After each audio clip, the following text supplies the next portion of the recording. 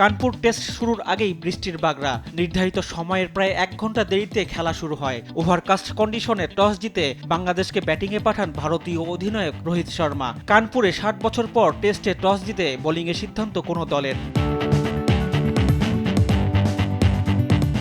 ব্যাটিংয়ে নেমে বেশ সাবধানেই শুরু করেন দুই টাইগার ওপেনার সাদমান ইসলাম ও জাকির হাসান, কিন্তু বেশিক্ষণ স্থায়ী হয়নি ওপেনিং জুটি। অষ্টম ওভারে আকাশদ্বীপের বলে স্লিপে ক্যাচ দিয়ে প্যাভিলিয়নে জাকির হাসান। 24 বল খেলেও রান করতে পারেননি এই বাঁহাতি। ভারতের বিপক্ষে সবচেয়ে বেশি বল খেলে 0 রানে আউটের রেকর্ড করেন জাকির।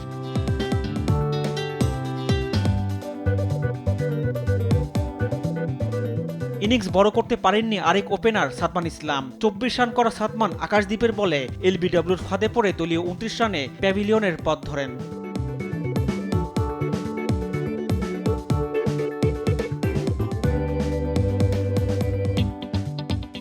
অভিজ্ঞ মুমিনুল হক ও অধিনায়ক নাজমুল হোসেন শান্তর ব্যাটে মধ্যাহ্ন বিরতির আগ পর্যন্ত প্রতিরোধ করেন টাইগাররা। আর কোনো বিপদ ঘটতে দেননি। 2 উইকেটে 74 রান নিয়ে প্রথম সেশন শেষ করে বাংলাদেশ।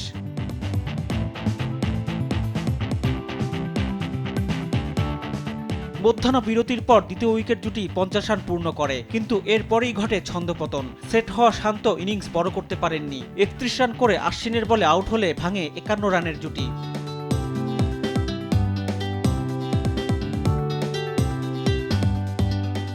মুশফিককে সাথে নিয়ে মুমিনুল জুটি করার চেষ্টা করেন, কিছুটা প্রতিরোধও করেন তারা। 3 উইকেটে 107 রান তোলার পর আলো স্বল্পতায় খেলা বন্ধ হয়ে যায়, সাথে বাধা আসে বৃষ্টির।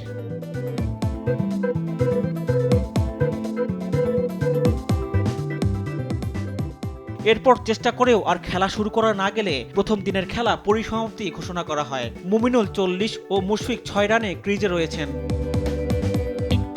রিফাত আঞ্জুম, দেশ টিভি, স্পোর্টস ডেস্ক।